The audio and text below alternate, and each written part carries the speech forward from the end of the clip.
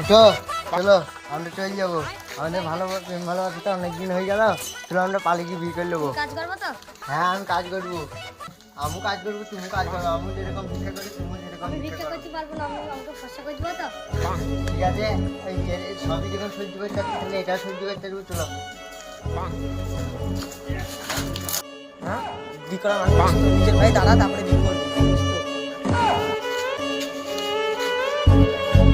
ওই ছোট হারবোর্ড মেরে খাইতে। ঠিক আছে গুরু, আপনি চলে যান বাড়িতে, আমি তারপরে দেখছি এক করুন।